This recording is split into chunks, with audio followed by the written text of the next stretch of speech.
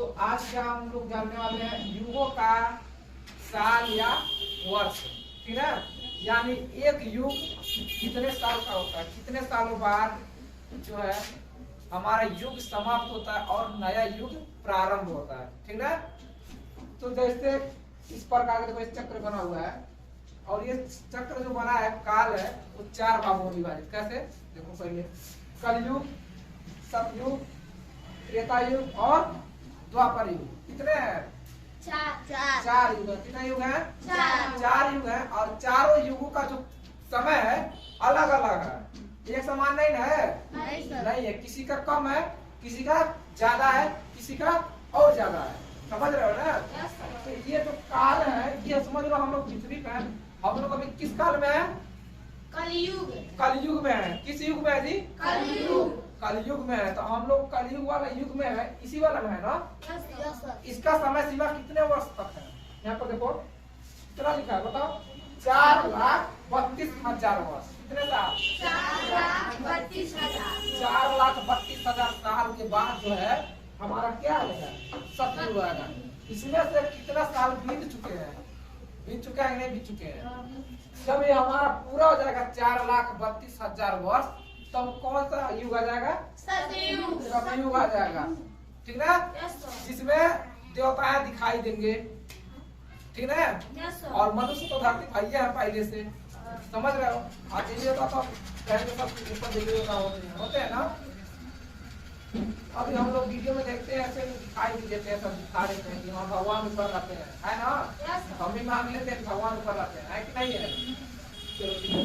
तो ये सतयुग आ जाता है। उसके बाद कलयुग के बाद क्या आता है? सतयुग। सतयुग आता है। सतयुग के जो उम्र जो है यानी वर्ष जो है वो कितने साल का है? सबसे ज्यादा हाईएस्ट वर्ष है इसका। हाईएस्ट सबसे ज्यादा वर्ष किसका है? सतयुग का। इसका वर्ष कितना है? 17,28,000 वर्ष। कितना है? 17,28,000।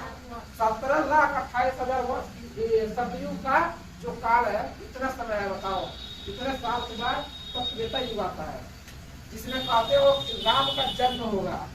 राम का जन्म हुआ है, कहते हैं फिर राम से तू फिर बनेगा तो राम जन्म लेकर बनेगा नहीं जी? बनेगा ना। सतयुग के बाद जब आता है त्रेता युग, इसका समय सीमा क्या होता है? समय सीमा यानी वर्ष 12,96,000। कितना है? 12,96,000 जो है इसका समय सीमा होगा। कितना है? 12,96,000 वर्ष। इतने सालों के बाद तब क्या आता है? द्वापर युग आता है। क्या आता है? द्वापर युग। 8,64,000 वर्ष। 8,64,000 वर्ष के बाद तब भी हमारा क्या आता है? ये काल चक्र है और ये चलता रहता है। जैसे घड़ी की सुई है ना, चलता रहता है नहीं चलता रहता है? 12 हमेशा बजता है। अगर दिन को 12 बजे तो रात को भी 12 बजेगा, फिर उसके 11 बजे फिर 12 बजेगा। ऐसे एक तरह के काल चक्र है। ये पृथ्वी जो है काल में बंधी हुई है, जो 4 भागों में विभाजित है।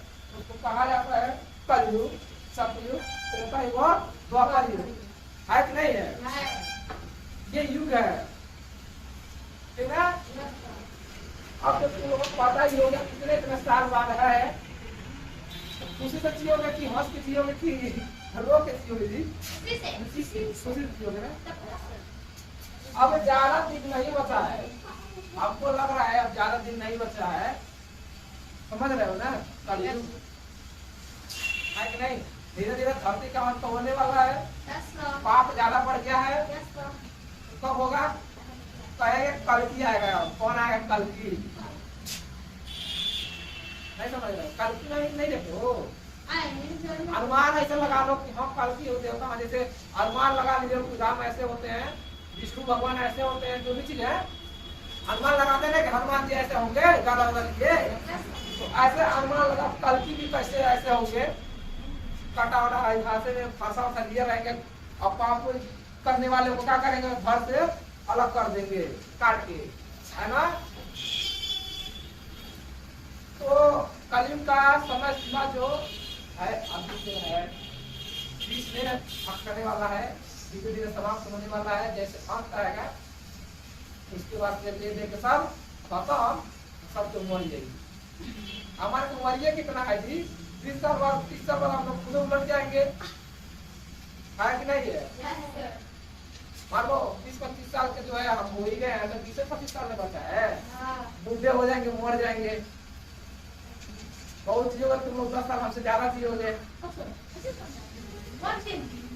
मान लो तुम लोग का जो है 15 साल 16 साल 17 साल हुआ, और हम कितना 22 साल तो 10 साल आगे हैं, तो है ना जी?